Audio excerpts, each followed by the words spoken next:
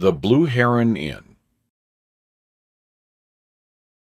By breakfast, the inn was already full of guests. Grandma Rosa met the bride's nervous younger cousin at the front door with a mug of tea before the girl had even finished introducing herself. "You'll sleep in the blue room, dear, right by the window," she said, tucking a blanket around the girl's shoulders on the porch swing. Within minutes, the girl felt completely at ease, and her tea had actually started disappearing. Out on the water, the lake hadn't so much as rippled since sunrise. Mist hung low over the surface, and the only sound was a heron stepping carefully along the shallows, as if it didn't want to disturb the tranquil stillness either. The two families had been feuding since the engagement dinner, but by breakfast, the bride's father and the groom's mother were sharing a booth over pancakes, laughing about something neither side would explain. Whatever had been said between them, it had clearly reached a peaceful end.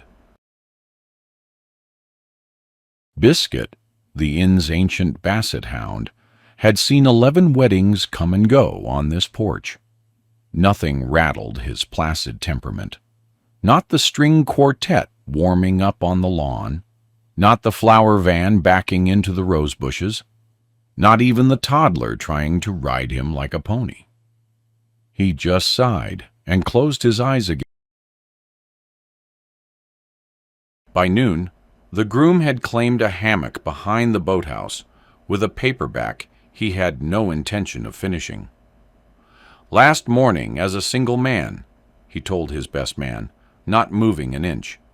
"I'm spending it completely relaxed."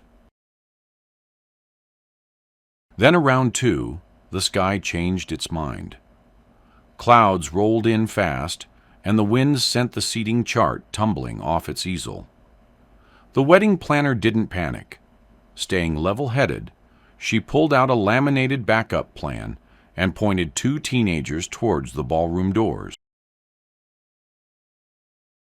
She had 200 folding chairs moved indoors before the first raindrop landed.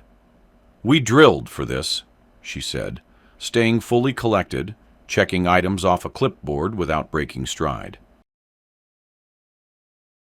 In the dressing room upstairs, the bride watched the rain streak down the window and let out one slow breath. Her hands stayed composed and steady as she finished pinning her veil. "It's fine," she said, mostly to herself, mostly meaning it.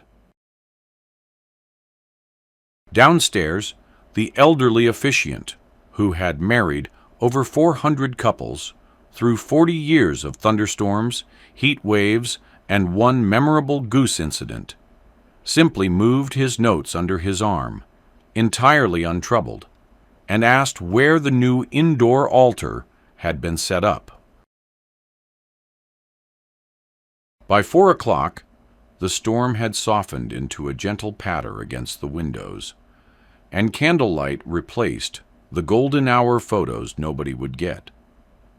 The bride walked down the aisle between rows of folding chairs, her face serene and steady, reaching for the groom's hands as rain tapped softly on the glass behind them.